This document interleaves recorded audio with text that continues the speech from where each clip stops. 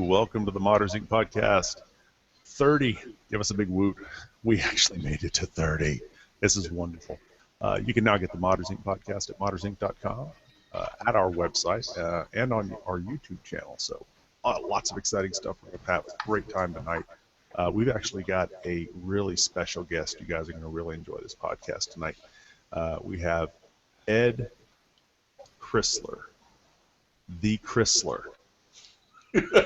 from Sapphire. We're going to have some fun with this tonight. His wildlife, traveling around with Sapphire, wine, women, crazy nights. You know, it's going to be a blast chatting with him. He's also working on lots of neat stuff. Ed, you want to say hi to anybody? Shout out. Hi to everybody. Hi to everybody. There we go. Hey, PC Gamers Unite. Hi to everybody. Woo!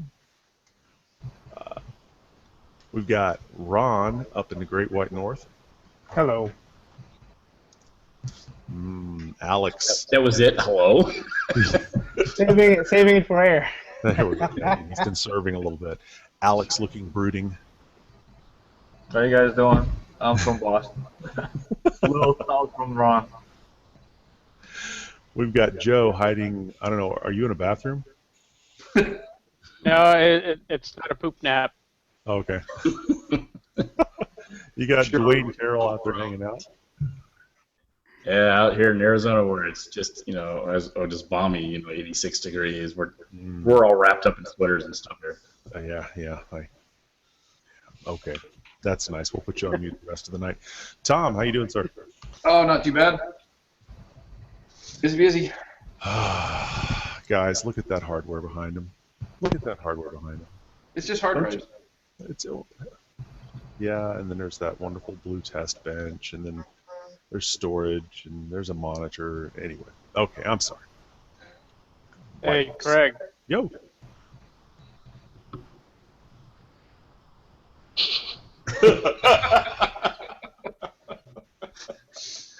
All right, you're number one. There's one single shoe, red shoe, sitting back there. Yeah, the dog took the other one. Well, okay, let's get on. Let's start talking with our great guest Ed Crisler from Sapphire. Sapphire, for all you people out there who are in the know in technology, Sapphire has been a leading performer and provider of performance enthusiast video cards, motherboards, lots of different interesting cooling technologies and techniques. But I'll let Ed please speak, as to what's new on Sapphire's radar, or what's exciting. What's got you excited about your job right now, Ed? Well, what's got me excited about my job is I get to do what I've always wanted to do, and that's put the focus on PC gamers. So we're doing a lot of work with LAN events all over the country. We're also doing a lot of extra work with the online community, specifically the stuff with streaming. So we're doing a lot more of that. Let's see. We've got some. I'd like to tell you guys about some stuff, but I got to hold off a little bit longer. We got some exciting stuff coming up this summer.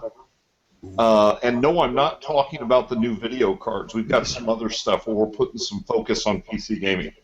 Ooh. And we're going to be talking about that more coming up. That's my job. Dude, I got the best job on the planet. I get paid to travel the country, play video games, and be Santa. Oh, I know. That's so awesome. It's a terrible job. It's an awful burden that is placed upon my shoulders, but hey, I'll trudge on. Yeah. Ed, how did you get that job? Because, before it used to be, you had your own radio show, basically. Then all of a sudden, boom, here's Ed, man. He's the sight and sound of Sapphire. Well, so a little background. I had the radio show for about 20 years doing technology. And everything was going pretty good with the radio show, but it was starting to dead end. We'd hit about 100,000 listeners between downloads and live, but it was dead ending. We couldn't get it to go any farther.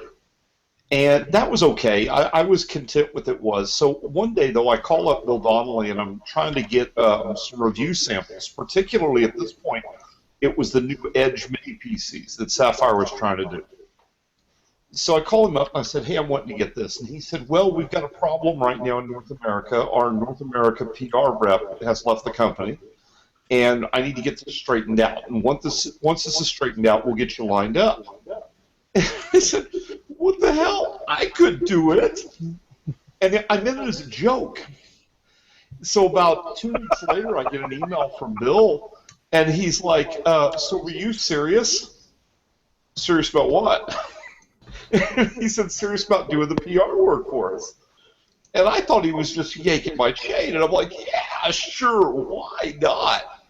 So the next day, I get a Skype call, and he said, have you got about 15 minutes? And I'm sure, I guess I do. So Adrian and Rex and Philip Wynne Jones, these are like the big wigs of Sapphire. We're all down in Austin. They literally walked out of a meeting with AMD to talk to me for 15 minutes to see if I'd take the job. Wow. And the rest is history. As they say, huh? The rest is history. That's it, man. That's awesome. It just shows if you're passionate about what you do. If you really are passionate, opportunities create themselves. Very cool. Mm-hmm. That is very cool. So now it's turned into your dream job, basically? Oh my God! Well, with every dream there are nightmares. In October, I was offered an addition to my position. Instead of just PR, I now do marketing. And basically that's the guy who goes to websites like yours and says, hey, put these banner ads up. Marketing is not a job that has normally been in my wheelhouse, so I'm having to learn a lot. But I'm getting there. So it's more work than the PR stuff is for me. Well, that's nice, though. I mean, they're allowing you to, be able to expand your horizons and stuff. But I mean, it's pretty easy to tell that why they picked you, because you have the knowledge, but yet you have that persona and that outgoing just voice, and you just grab crowds, and people probably just tend to gravitate towards you. I don't know. I'm having a hard time getting Ed to come out of his shell. I'm having to feed him questions. What do you want to go? Pick a topic. Watch me come out of my shell.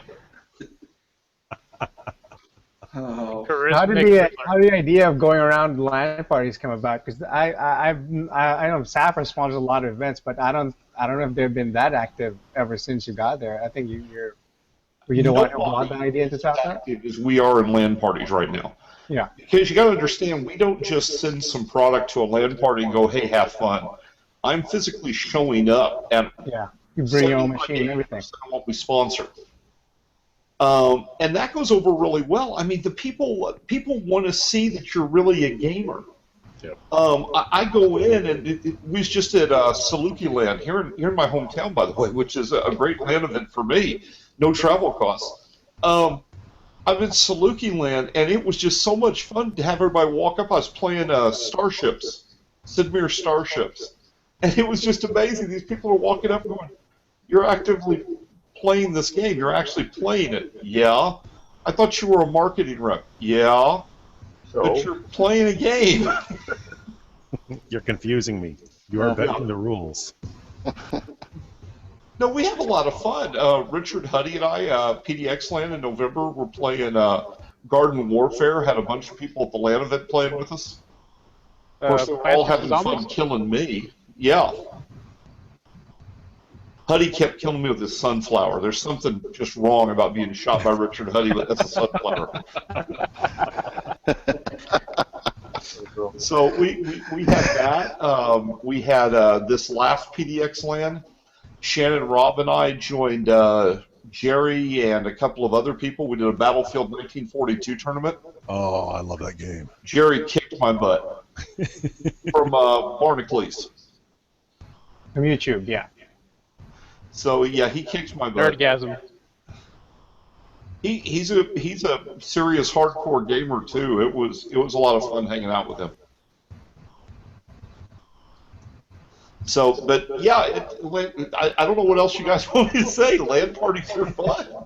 Yeah. Well, I mean, and that's great. A lot of people look at them as work and difficult, but whenever you have the passion for the environment, you can actually feed off of the crowd and get their energy going, and you see the kind of joy when you're passionate about something and you cross paths with somebody who's just as passionate about that type of technology. It's just like it's like slamming an energy drink. You just keep going. It's awesome. You just feed off each other. So some people who don't get that, they kind of go, oh God, my feet hurt. Oh, I've been on my feet all day. I've been talking to all these people. Oh, I can't talk about this anymore. But if you're passionate about it, it's like, oh, yeah, come on, leave the doors open. Let's keep going. Come on. Well, that's why this is fun that they've let me target gamers. Actually put a focus on gamers. Like I said, there's some cool stuff coming up. I wish I could start talking about it.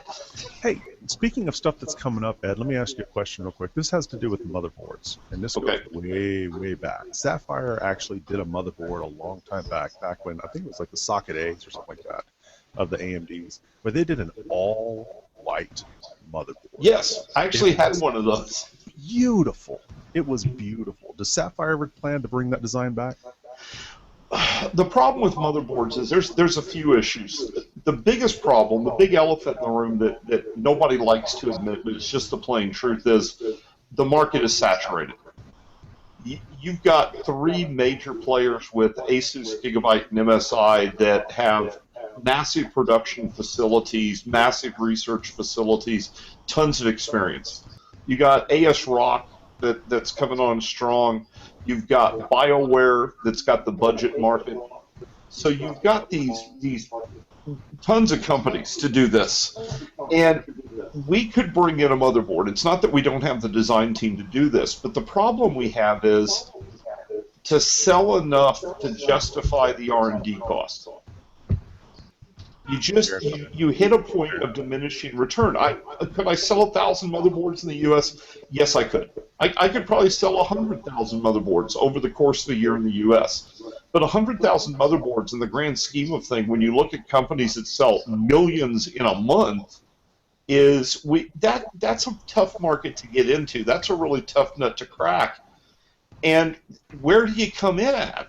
One of the problems I think that we had with our early motherboard lineups were, if you go back and look, especially at the X79 board we did, the pure black we did, it was a wonderful motherboard, really well built. But it was so well built that we had to charge a higher price than equivalent boards because we couldn't get the mass production to get the cost down that everybody else gets because we weren't going to move enough boards. And the result is we had to have a higher price. Right. And it's difficult to move the boards when you've got that higher price you've got to compete with as well. Brand loyalty goes only so far. And I understand that. You can't get mad at consumers about that. So it's a difficult nut for us to crack. The good news is in the Asian market right now, our motherboard division's doing well. But that's primarily with OEMs. Maybe in the future that'll change. As for a white PCB, we actually discussed this with Dewayne at CES. We discussed an idea for potentially a white video card. Now that's still not even in the planning stages yet. We haven't gotten that far. But one of the biggest drawbacks that comes with doing the PCB in white is the fact that you literally have to retool just for that PCB run. Oh, wow. And that's a lot of additional cost. It's not like you pull the PCB off the line and go, hey, grab a can of Krylon and let's fix this real quick. You can't do that. There's actually some additional cost involved with doing the white PCB, unless you plan to do your whole production run as a white PCB. So I'm not going to say it's impossible. I'm just saying it's not something expect to happen. If it does, it'll be really cool. Okay, yeah, I was a huge fan of that board. I love the look of it, and I know that with a lot of manufacturers out there, I mean, Gigabyte finally got off of that Hong Kong graffiti color scheme that they had, where they were doing blues and greens and yellows, and now they've actually gotten into beautiful motherboards, and ASUS is doing aesthetically, appealing motherboards. MSI is stepping into it, and I'm assuming that in the stuff that I've seen from Sapphire, everybody's working on common color schemes and stuff like that. But that white one has always just held a very super spot in my heart because it was just such a beautiful board and so unexpected. Yeah, I'd like to see us do a white video card. I really think it's time to do one, but we'll see what happens. Okay, that's cool. That's cool. All right. Another question for you in regards to most of your product. I'm not going to say most. I'll say all of your video product seems to come from a specific three-letter vendor. The vendor that shall not be named. Oh no! I'll call him because I love AMD. I honestly do. I've loved AMD for many years. You guys use VaporX as a technology to cool your video cards. That's correct.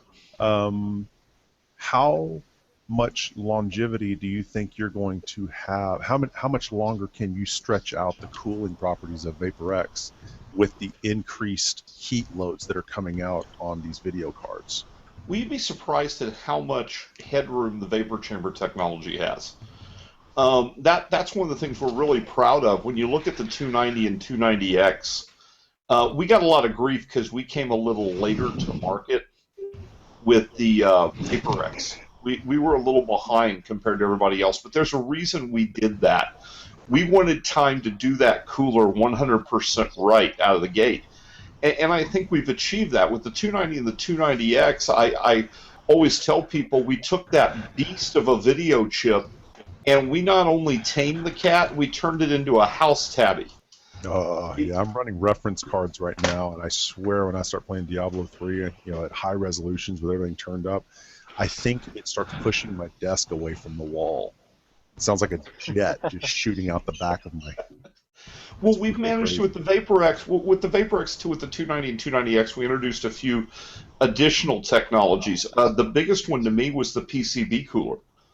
And it's really neat that you mentioned this because you made mention earlier, something I've been talking about at LAN events this year. Most people don't know how many firsts Sapphire has in this industry. Most of the technology you see cooling GPUs today, Sapphire pioneered. Vapor chambers. Remember, 2 generations ago, Nvidia was so proud of their Titan that it had vapor chamber cooling. Mm-hmm. Well, you're welcome, Nvidia. We pioneered that and developed that. Multiple different size heat pipes in a cooler. Sapphire was the first to do that. I think we were one of the first to do bearings in the fans on a GPU. We were the first to do factory overclocking out of the box. So a lot of this we've led the way in doing. The PCB heat spreader that we use on the 290 and 290X VaporX, nobody else has done that yet. So we're proud of the fact that we innovate, we go forward. There's an old saying, you mentioned motherboards. I'm kind of glad we're not doing motherboards, and the reason I say that is there's an old saying, a jack of all trades is a master of none. Yep. And I've watched a lot of companies over the years that have been very specialized. And then over the last 4 or 5 years, they've diversified themselves a great deal. And I understand why they did. From a corporate viewpoint, I understand why they did. But in my opinion, the quality and the strength of the products they had specialized in has diminished. It seems like the innovations that they used to roll out every year are now coming out once every 3 or 4 generations. The quality that used to be amazing is now just run-of-the-mill. And we focus essentially on one thing mostly, and that's video cards. I think it shows. I think it also shows when you start talking about the innovations of the technology and the stuff that you've created as a company that you've led the way on. It's innovations that are driven by enthusiasts. How to make your card more appealing, how to make your product more appealing to enthusiasts. How can you tame the heat better? How can you make your card more reliable? How can you make it quieter and perform better? I mean, those are all things that directly impact enthusiast mindset and enthusiast sales. Well, I think it's beyond enthusiast. I've done a bunch of surveys, and I got to be careful here because this kind of goes into sort of what we're working on this summer. Oh, So don't worry, one of the nobody's surveys- listening. One of the surveys, nobody's listening. One of the surveys we did, we asked gamers what was the most important part of the video card to them. And we asked stuff like performance and overclockability, stuff like that. The number one came back. It's exactly what we expected it to be. It was the price point. They're looking for a good value for what they pay for. You expect that. But then that's where everything completely changed, because you would think number two would be performance. And performance was consistently number 5 on the chart. And the reason why, when I talked to the gamers, was because, now remember, we tend to take and assume that gamers are hardware enthusiasts, and that's not the case. Most gamers don't give a crap about the hardware except does it play my games. Hardware enthusiasts are a very small subset when it comes to gamers. So when I'm talking to these people, they're saying, well, we know that if we buy a $200 video card, that our game experience, no matter who we buy it from, is going to be pretty much the same. There's not going to be this drastic mind-altering difference in the game experience. So that's why performance marks so low. So number 2 and number 3 always shifted places, and that was cool operation and quiet operation. That's good for us. We win in both of those areas. Number 4 was always reliability. They want to be able to put it in and know it's going to play their games, and it's not going to break down on them 6 months later. And that's another area that we've got a really good track record in. So one of the things, like I said, we're shifting focus. We're putting more emphasis on gamers, and so we get to focus that way for a little while. Let's just say there's going to be not a. I don't want to say new products because that's not accurate for what I'm talking about here. There's going to be a new lineup with a different focus. It's going to be coming. New lineup with a different focus. Well, let the guesses begin. You can hashtag something. Yeah, so they're going to be re-releasing the 6800. There you go. they're going to turn the market on its head, and they're going to put like craptacular. No, they're not. Well, speaking of projects that you guys, I guess we can't talk about future projects, but we can talk about projects that you guys have recently done, specifically the feature you guys did on your YouTube channel with the modding. Oh yeah. But, the Josh Niffin's masterpiece there with the Not From Concentrate series. How did that idea come about? Did he approach you, or did you guys approach him, or is this? That was actually Philip Wynne Jones led the charge for that, and the idea is we don't put a lot of emphasis into the modding community, and it's not that we don't love modders, and it's not that I don't think modders are really cool. Yes, Dwayne, I know. It's that a really well done mod at the end of the day. I think Ed's cutting out, I think. A really well done mod at the end of the day is about the mod. It's not about the components. And we have to, part of my job is I have to push a video card. It's not that I don't love a beautiful mod. But the idea was to approach Josh and show that we do care about the modding community. And with Josh is a great person to pick to do this. Josh is less a modder and more of an artist. He doesn't really mod cases. He doesn't take an existing case and cut on it and hack on it and change it. He takes and starts from scratch and just builds completely from scratch. Scratch aluminum, scratch wood, scratch acrylic, and does these amazing builds. And so it was great working with him. This is a fully functional PC. It games like crazy. It had it's still got a 290 on it, or 290X Tri-X. But here's what happened. So I'm at Saluki Land, and it fell.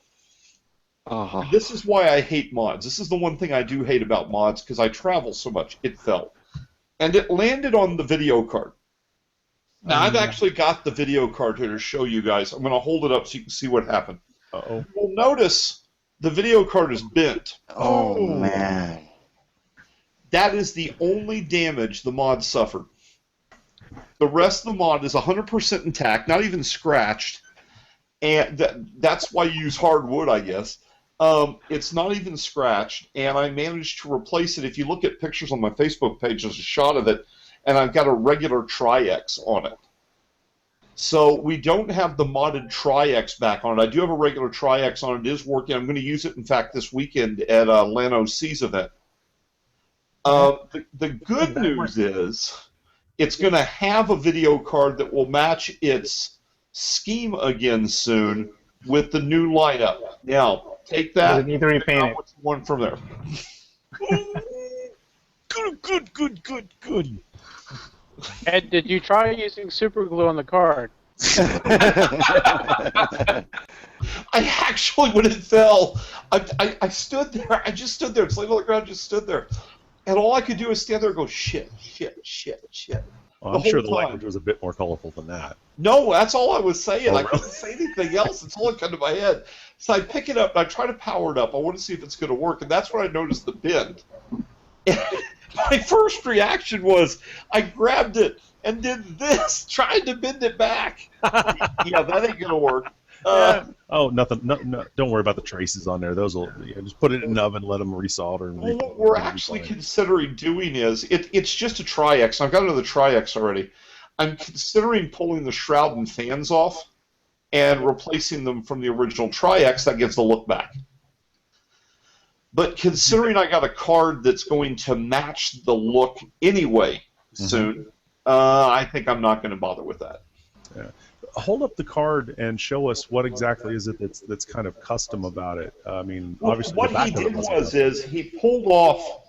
If you look here, he pulled off the shroud, and where the orange was, he took literally all the color off of this. There's in the video he said he left it in the thinner too long. He took all the color off of it, just painted it black. He took off the fans and did this gunmetal gray. Gotcha. And that's basically the customization he did. Now, he did one additional thing. I don't have it out here to show you easily. He actually took a piece of steel and made a very simple backplate that was held on by two-sided tape and hot glue. But it was there. It had padding in it, so it wouldn't touch the components. But it was there to provide a little bit of extra stability against the aluminum frame that covers the motherboard. So it kind of stabilized everything at the same time. The good news is it works perfect without it. But that was the modifications he did. Like I said, he didn't do much in the way of modding. It was mostly the build from scratch of the wood frame, the acrylic, the aluminum he cut. That was the build, and it's gorgeous. It literally is a work of art. Very nice. Do you remember working with Sheldon many years back on the Sapphire Ice Cube? I was not the one doing that. I have seen it though. Okay. And I've met Sheldon. We worked last CES with I can't remember his name. I know his gamer name is Speed Bump. The guy who did Snow White and the Seven Cores build. Oh wow, okay. We worked with him. We did a really beautiful orange toxic build that he did with a defined mini case. Just beautiful build. Showed it off at CES. We shipped it up to PDX Land for me to use. And the UPS drivers decided to play soccer with it, we think. Oh. We got there, the glass was all busted out. The frame was literally knocked out of true. And the non-builders that don't know what I mean by that, the parallelism of the frame was completely gone. The power supply, the motherboard, the CPU, I think that was it. I think that was everything that was damaged. And then some of the cabling was damaged. So we got it. We got it back home. I got it back home. I took it to LAN-OC. That's his home LAN event. We spent 2 days trying to rebuild it there at LAN-OC. We just finally said enough. It was too far gone. Oh. That's why I've kind of gotten away from doing mods for events. A lot of the mod, unless you build the mod to be ultra durable, it's going to fall apart when it gets shipped. Now, are there maybe other projects that you want to film Other than modding, I think what would be a good idea would be a camera crew to follow you around in all these LAN events. I think it would be I think that would be a awesome. great documentary. I just finally got, though, help. Doug Berner, who was the co-host of my radio show, has come on, and local events he's doing with me now. So we go to local events together, and it's amazing when there's two of us. Ron's listening to the show. We feed off each other. Yeah. So there's an energy we can build up that's just a lot of fun to do when we do these events together. But I think that would be awesome to have a documentary following around the LAN events. I think, who was it that did the article that said LAN events was dead? Yeah. Yeah, that guy's a moron, because I'm attending all these, and every one of them have grown bigger every year. Yeah. Yeah, I think. Yeah. New one pops up every time. Yeah, speaking of, I mean, you were talking earlier about you've been going to them. I mean, you're actually seeing a presence now, Sapphire has. And we talked a little earlier before the show that you were actually planning to hit a whole bunch of them this summer. Yeah, we got 3 in July. We go to Million Man Land, turn around, fly out to Portland for PDX, and then I get home from Portland and drive to Dallas for QuakeCon. Sweet. You're going to drive to Dallas? We're driving to Dallas. Okay. I'm going to bring down the build from Josh. That's probably going to be the last event it'll see. After that, it's going to sit in a place of honor on my shelf as a trophy. Well, actually, probably not. I'll probably sit and be used as a spare gaming rig, but... Well, I wouldn't put it on the shelf, because if it falls off again, is a Sapphire going to catch it? I'm going to bolt it down, yeah. I mean, you can play that. You can say, not only does Sapphire give great performance, but it also protects your mods. There you go. Ed, I have a couple of questions, if you don't mind. Yeah. I remember you mentioning that you, as a company, trying to, or actually looking to, provide something more to the gamers. So I kind of know what you're going with, but I'm going to take a little detour from a modding perspective and just quiz you on a couple of things that I have here. I actually put some notes down. One of the main concerns that I do have and just want to ask you questions about is embedded solutions that you guys have been very heavily going into. Now, AMD over the years have been investing quite a bit in embedded solutions, little PCs or whatnot. So, just for a kiosk or anything like that, or something that would provide a standalone machines for a particular situation, whatever there is needed or not. So, I guess a couple of my questions are there any plans to develop any smaller boards, smaller controllers like gumsticks, for example, or a Raspberry Pi? I mean, those are very popular at this particular time in this technology, because everybody is a modder nowadays. Everybody is an enthusiast. Everybody wants to run their own Linux mini servers with little websites and so on and so forth. So, is there any plan to come up with enthusiast versions of embedded solutions? I know you already have a pretty decent lineup under the belt. However, I think they're priced a little over the top. Whether, like, say for example, a Raspberry Pi is at $35, $45. Is there anything that we should be expecting in the near future? I'll tell you now, you've asked exactly the wrong person in the company. My focus is almost exclusively in the Radeon lineup. Now, that being said, I'm going to take what you said and take it back. I'm meeting with a bunch of our marketing team and some of our development team tomorrow, and I will take that to them and present it. Right now, the impression I get is that lineup is geared toward that professional developer approach. So I would say currently the plans are probably not to do a lower cost, more open availability one, but I wouldn't discount it, especially now that you're telling me that there's a real interest in it. I can go back. If there's an interest in it, we're going to look into it and see if there's a way we can do it. Yeah. No, there's definitely very much of interest to it. I mean, a lot of guys that we deal with here are very much into modding. I'm more on the computing side or perspective here. A lot of programming done on my end as well too. So I am in that kind of world. I am interested in the Raspberry Pi. I am interested in gumsticks. I have both around the house. They're doing all these little nifty things.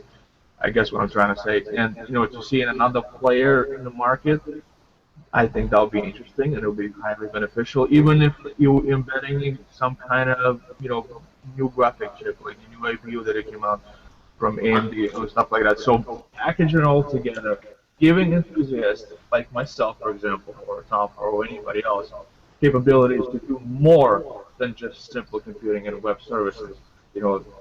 Design your own game system on this little brick, stuff like that. I'm going to pass this information along and see what we can do. And once I know something, I'll kick it back to you guys and let you know what's being discussed. Excellent, thank you. Now, Ed, I actually have a bit of performance question related to. So we saw both Nvidia and AMD now have the solution where it's not the top tier card, but it's the secondary. So for y'all, it's the 270, where y'all do the short PCB versions. Yes. Are you seeing, as I'm an SFF junkie, I love those. Despite you saw the Labs cases in the background, the fact that I can just bring this little shoebox to a LAN rig and I can have this short PCB card, but it's promising performance like its big brothers. Are you seeing a big pull towards that? Well, I'm really proud of the fact that we have the only higher-end ITX format card for AMD. We do a 285 in an ITX format. I'm proud of that because I was the one that, when I came into the company, I started pushing that. I love small form factor building.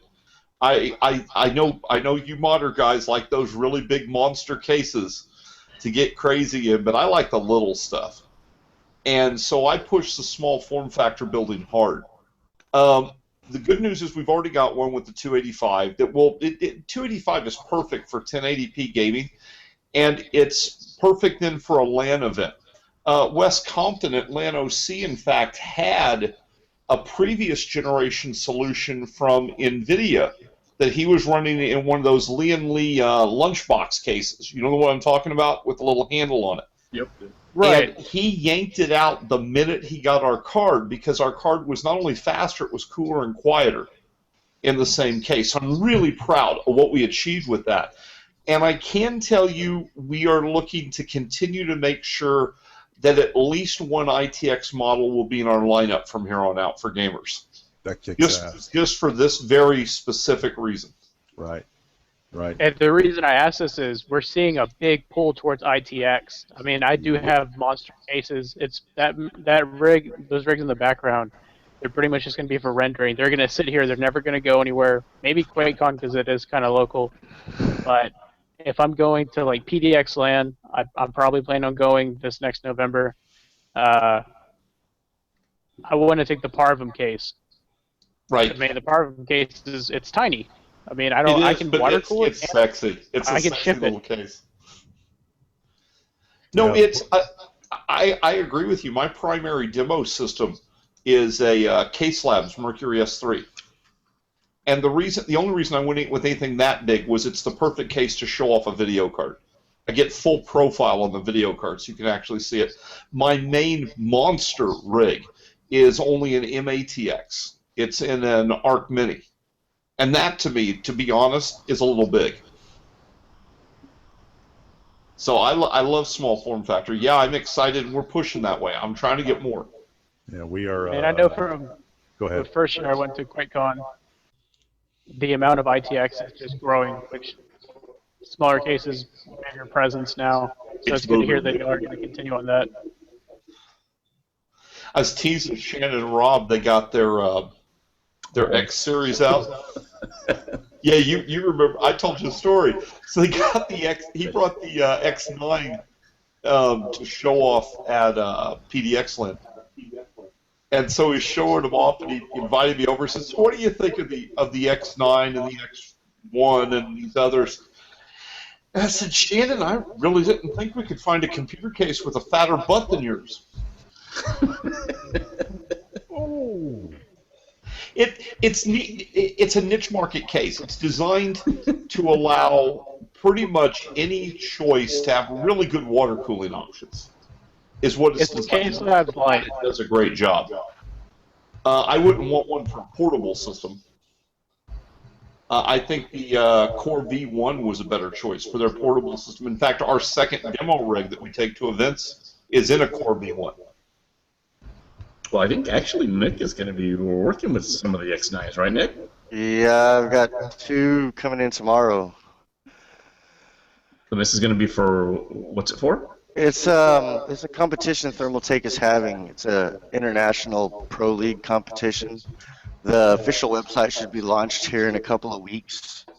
But basically, they've selected 6 individuals from around the world to compete, and it's all out, no holds barred, go big or go home. I mean, The X9, you have to. yeah, and actually originally I had asked for 3, but they told me originally they're like, yeah, cool, we can do 3, and then they were just like, hey, well, we talked to one of the managers, and he was like, in order to make the custom enclosure to ship that, it would cost more than the actual rig itself. So you're just gonna have to do 2 double stacked, and I'm like, hey, that's cool, we can do that. This is But back. I do like working with ITX a lot more. I mean, I've got the X1 here, I got the V1, I've got the V2s, the V21s, I'm sorry, but sometimes I miss the elbow room, you know what I mean? Well, the X9 would be what, about the size of a small refrigerator? Yeah, that's what the rep was telling me. He's like, yeah, I think refrigerator.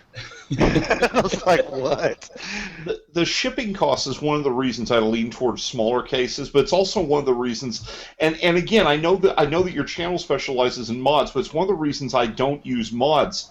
For example, with traveling out to Portland, we do 3 events a year at Portland. Instead of shipping a system, we finally got to the point we built a system and left it out there. The guys from BS Mods actually keep it for us, and they're cleaning it up and doing some stuff with it.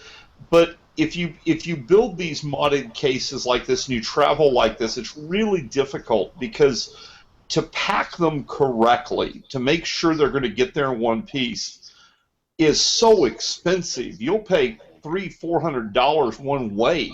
Yep. To get these and when you're talking about 14 events a year, and you're talking $1,000 in round trip fees, and it just becomes crazy. That's why one of the things we've done is anything within a 12-hour drive of me, I drive, so I can just load up and take whatever I want to take to it. Well, you get paid for drive time, right? Yes, I do. Well, sort of. What we found is. I can charge mileage and make really good money, but I found it's less expensive and less stressful for me to rent a car and just pay the gas. Oh, yeah. So if it breaks down, I call Enterprise and say, hey, pick my butt up. It broke. and I'm not tearing up my car to do it. Yeah. I mean, being the Sapphire rep, you probably have just an endless supply of money on your credit card. You probably get a black gold card, right? That's so funny. That's so funny. I'm amazed how many people think Sapphire is a bigger company than it is. Sapphire's still privately owned, guys. We're not a massive company. We're just strong at what we do. Yeah, but they're the biggest. What you love. But you're the biggest graphics card manufacturer for AMD products, right? Yes. And you are the top of the food chain. Well, AMD yes. video cards. Yes. But it's hard to compete with some of these other bigger companies that just sell ridiculous numbers of items and have stuff with ridiculously high margins, so that they pull off the extra income that we can't achieve because we're so focused. But that's okay. We're big enough to do what we need to do, and I like the fact that by being privately owned, we're versatile and we can adapt and shift fast. That's a huge key because I work for a big company and trying to move it. It's as like they say, it's trying to move a battleship. You got to plan it like days in advance to make a U-turn. Right. You guys can go. I mean, somebody up there can probably basically go, you know what? This sucks. Let's change it, and within a month or so, it's done. Yeah, basically. Yeah. That's a nice option to have. I mean, your competitor, the green machines, I don't think they can quickly make those changes. I will refrain from commenting on the competition. My problem is if I make a joke, people think I'm serious. So I'm amazed how much I have to keep my mouth shut. Well, you are a tech, correct, at heart? Yes. Oh, God, I ran my own computer company for 15 years. So I have learned, and I've only been doing IT professionally for about 2-3 years, but if a tech's not a smartass, he's not worth his salt.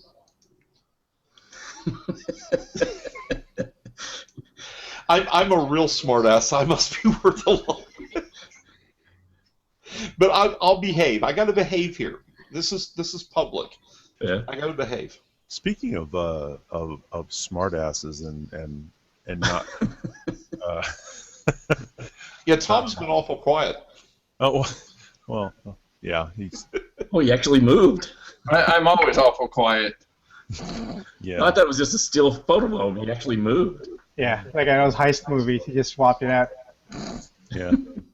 Hey, but where I was going with it was our king smartass, Dewayne. Didn't you just get finished doing a Nvidia garage or something like that? Yes, I Pictures did. out online? Yes. Actually, I spent a day over at Nvidia, and didn't realize that they go across 2 separate areas. So I went to the wrong buildings across the street.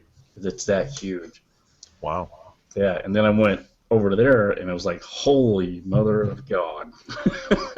This place is huge, and the building that we did the filming at was brand new, and it was huge. I don't know. You could probably play hockey and football in there easily. And it was quite the experience, actually. It was pretty nice. I mean, went over there. My part of the modding part was how to paint. So I went over the basics of how to rattle can your case, and parts of it went absolutely great until we got about almost to the finish, and then some lady comes out and decides that we can't do certain things outside, and we had to change directions. So I'm only going to go that far with it, because if I say anything else, it'll maybe spoil some secrets. But it was actually fun. I got over there, walked around, got to see a lot of stuff, see a lot of people. It was much bigger than I thought. It's not a building; it's a campus. Oh wow. Yeah, and I would not doubt that they have, I don't know, probably 1,500 to 2,000 people working there. But walking around, there's just cases and cases of computers and cases and power supplies and just boxes and boxes of video cards just laying around. And they're like, oh, I need a couple of 980s. Well, I've only got like 12 left. Dwayne's like shoving one under his shirt. Oh, they'll never It's lose like, this. no, you only have 10 left. Dwayne, is that These a are awkward no, it's tumors. body armor. Yeah, but it was nice. I mean, it was actually a good change of pace to be able to go over there. They paid for everything, and I was pleasantly surprised when they asked. And I think it's going to be turning out right, because this time it's going to be the first one they did the desk, and it was kind of more a little, I guess, high end, you would say that. But this time was going to actually show you how to do things yourself. And are actually going to show like modding and that kind of stuff. So I think the next series, which I believe will be starting in a couple of months, is going to be, I think, very educational for everybody. So for those modding garage types of things, are they only bringing in local modding talent or people within driving distance, or? No, they're flying them in from all over. I mean, I was from Phoenix, and then there was 2 guys that, of course, is going to be from California. I think there was a couple of guys from back east. No, they were trying to find, the ones that they thought were going to be the right fit for this one. I think they're trying to make sure they keep changing it up so it's not the same guys all the time. Mm-hmm. So, did you snag one of those power supplies for me? I wish I could have snagged a bunch of stuff there, but wasn't able to get out the door with it. I mean, I did have a couple of blacks, my hands, a couple of Titan Blacks, a couple of some Zs, and I'm just thinking, how can I get these in my pants without them noticing them? Oh, you didn't do the play with it in your hands trick the whole time? Oh, I tried. And you just walk out the door? Yeah. But no, it was actually an experience that I really enjoyed it, meeting everybody. The series has been going well. Now, Ed, do y'all have plans for anything like that? No, not currently. That's something to think about. But I think if we decide to do something new, we'll do something new. I hate to be an also run. You know what I mean? Well, I like to do stuff original. Well said. Right Which now, it's Asus is good running with their you own because thing too. you're kind of the face of Sapphire. So we know that we think Sapphire. It's like, okay, we think Ed versus other companies that are kind of faceless. So it's always good to see a face related to a company versus just who am I buying from? Did small children make this in China and not get a break? I hope it's the other way, that you think Ed and you think Sapphire. I couldn't do any of this without the company backing everything we're doing. So all this stuff we're doing, remember, this is the whole management of Sapphire's behind this. Very, very cool. Very cool.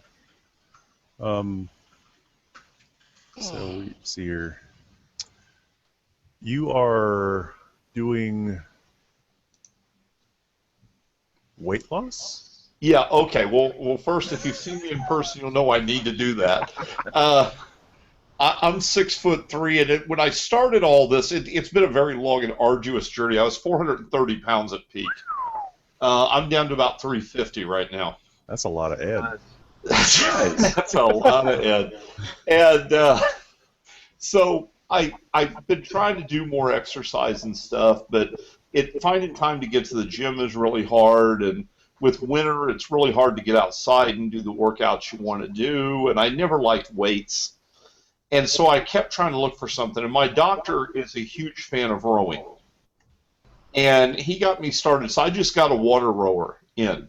And I've started doing it. And I got inspired by Jay over at Jay's 2 Cents, who's been posting all about his experiences with losing weight. And I thought, well, you know, one of the things we all hate is we don't have a support group. You don't have people to encourage you to do what you're doing.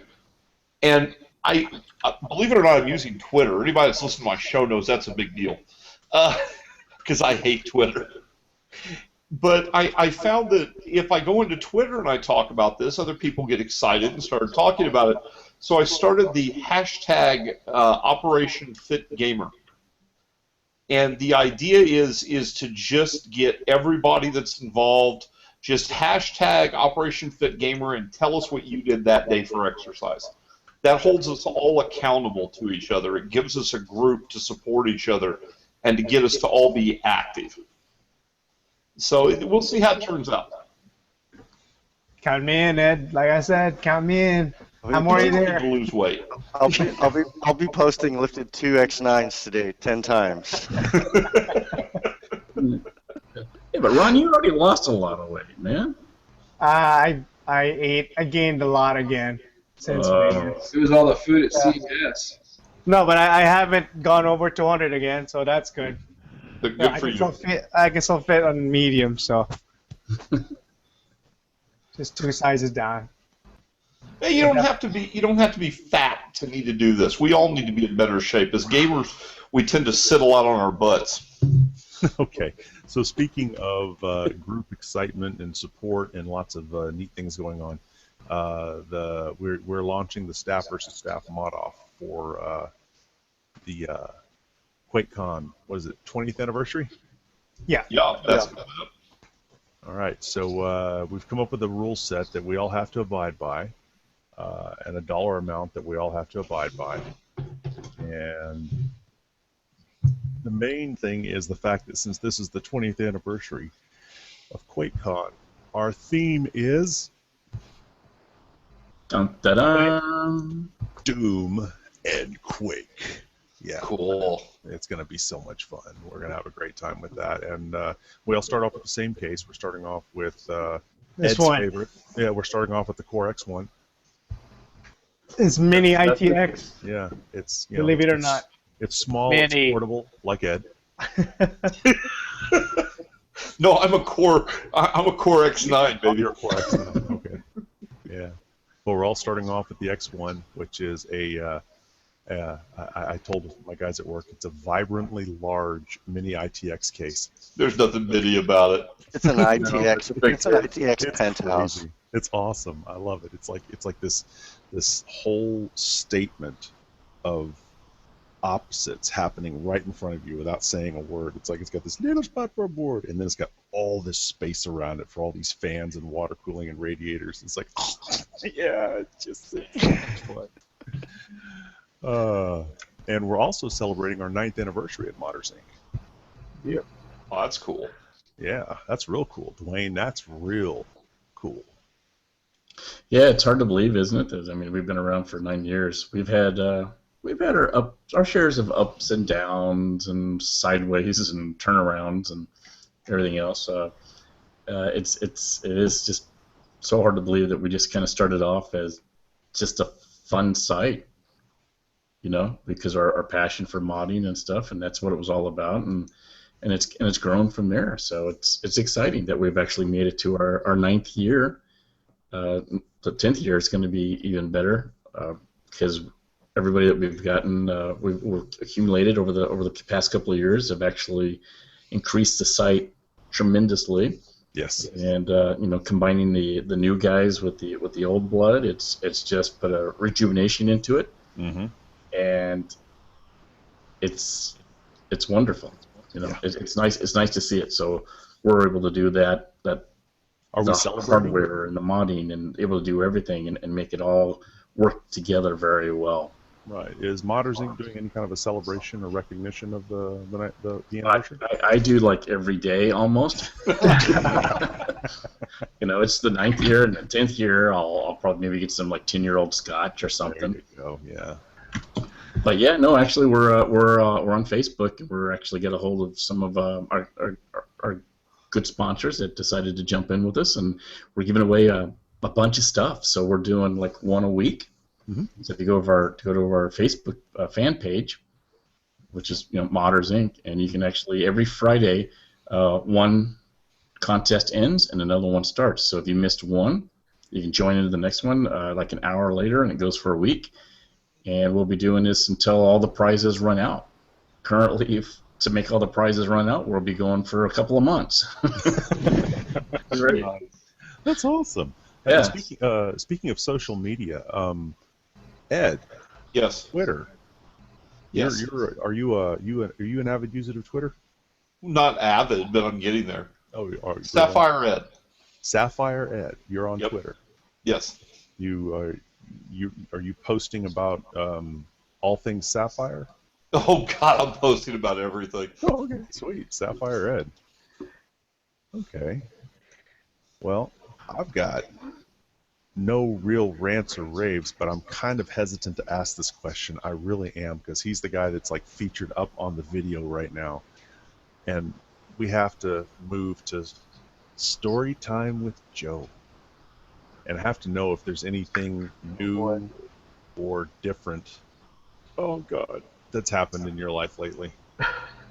No, just a normal running at the doors. I ran into a door hard enough to get the hiccups. That was about it. Wow. Oh my God. I have one. Hard enough to get the hiccups. Wow. So my job I is to don't support the know. oil field for Marathon Oil, and I have one guy on the field that all the other guys I can call, and I talk to them, walk them through what they need to do to get their issue resolved.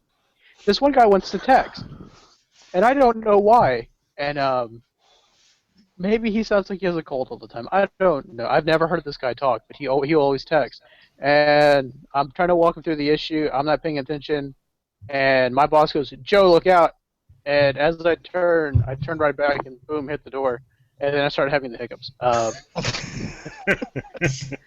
Wow. I gotta say, man. Make it better than that. My goodness. My boss is like, I have 2 sons your age, and neither one of them have ever done that. Dude, I'm 51 and I've never done that. Hey, it takes talent. I'm telling you. Well, this is happening at 24, so imagine once I hit that age. Oh God. Wow. Okay. Well. And since Craig is kind of, where'd it go? I'm not using normal super glue anymore. Oh yeah. It's the safety heavy duty stuff. Oh no. Who cleared you for that? Yeah. Dwayne, did you give him clearance for that? No, sir. No. Ed, for those if you don't know, Joe has this affinity for either gluing him or his feet or his fingers or his lips. You let him mod stuff? The modding part's not dangerous. It's him and glue. It's, a Dremel tool in this guy's hands isn't dangerous? Yeah, Can't be. It's glued to him. Yeah. I don't use the standard Dremel anymore. Oh. Oh my God! He had to get a monster Dremel with training wheels, okay? No, I mean, last year I tried to make a carbon fiber case and didn't go so well because of all the humidity here in Texas, but I did have my sandal, like, resin to the floor. Nice. Which I still have yet to figure out how it actually occurred. I'm not letting you anywhere near my bandsaw, man. I'm not letting him anywhere near my computer. I love you. You seem like a great guy, but you ain't touching my computer, brother. Exactly. Yeah, I think that's, yeah. If he comes around and he's hiccuping, you just keep him away from your computer. He's already hit something. There's a picture on Facebook where I'm holding the super glue thing, and it's like I try to catch it, and it's because my fingers are stuck to it. But yeah, I'm a bit danger prone, which is bad because I work in drilling. Yeah, always nice. I'm multiple people's HES observations for the month. Oh God. You have your own page in the OSHA Safety Handbook.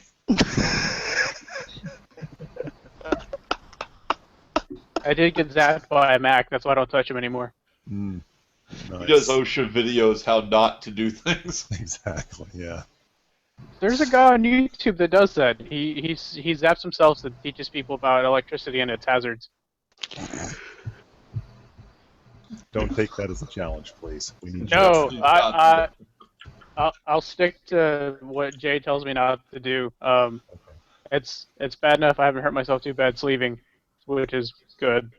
Joe, we appreciate you. Thank you very much, and stay away from the adhesives. Especially the spray-on kind. And with that, everybody, that kind of brings our calamitous 30th podcast to a close, knowing that Joe hasn't glued himself in the past month. Yes! Yay, Joe! Yay, Joe! He's showing progress. I need to have a timer. So many days since last adhesion. Yeah. Well, hey, Put that on the website. that way we can take a pool. Yeah, exactly. And I really want to thank Ed for coming out here and just jumping headlong into this raucous fray that we have here. And you've been a dream of a guest, Ed. You've had a lot of great information and great stories. Can't thank you enough for coming out here. And It's my pleasure. Anytime you want me, just give me a yell. Love it. Thank you, Ed. Again, your Twitter is Sapphire Ed. Yep. All right. Do you have any other social media for Sapphire that you want to throw out there? They can always go to our Facebook page, obviously. Also, go to our YouTube channel. They got me doing voiceovers for gameplay videos. So, and I don't do the typical voiceover. We kind of blend history of the game, gameplay, and review of the game all together. Cool. Didn't know that Sapphire had a tube channel, so that's neat. Anybody got anything else they want to throw in before we wrap this thing up? Nope. I'm good. That's the least I think we have heard out of Tom in many podcasts. Actually, I've been testing this new rigid tubing that I got from AlphaCool. Uh-huh. And this entire podcast, I've been sitting here trying to Break it. bend it, yeah. And this stuff won't break, man. What is it? What's the primary material on it? It is PMMA. It's polycarbonate. Okay.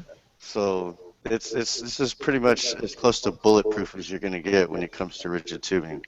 There you have it. We are. It's molded with Chuck Norris's tears.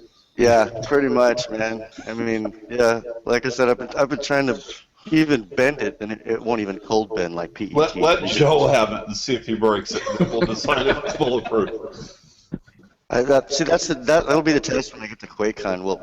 We'll heat it up and wrap him with it, and if he could break out, then we know it's no good. I'm gonna have to start going to CrossFit a little more. Actually, that's one place I haven't hurt myself. Too bad. Too bad, he said. not like I haven't hurt myself at all, but not too bad there. Right. It's usually just ripping out the palms of my hands. Ripping out the. Oh my God. Yeah, it's just a little overspray from the epoxy that was on his hands as he grabbed the bar and he slung it over his head. Hey man, 215. It's hard to hold onto that bar. Mm-mm. All right. Well, the 30th podcast is coming to a close. We'd like to again thank Ed from Sapphire coming out and giving us a lot of his time and information. We appreciate that. Thank you very much, Ed. No problem. Thank you, Ed. And Thanks, Ed. anybody else got anything to say? No. I'm all good. Thanks for listening, and make sure you mod stuff, and don't listen to Ed that he doesn't like modding.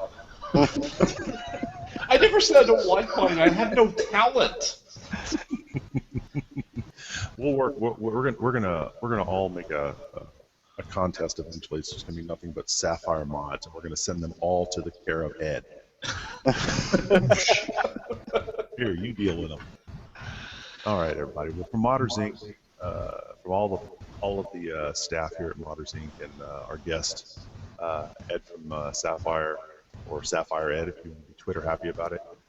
We can't thank you enough for listening to the podcast. We hope that you have gained some great information, that you are just thirsty for enthusiast types of information. Go out to the moddersinc.com website. That's where we house a lot of our information. Go to the Modders Inc. Facebook page. You know, we've also got a case modding group that we run on Facebook. All of these avenues are there for you, for the viewer, to learn, to know where to spend your hard-earned money, and to have better success at modding. That's what we're here for. We're here for you. So from all of us here at moddersinc.com to you, bid you a good take care.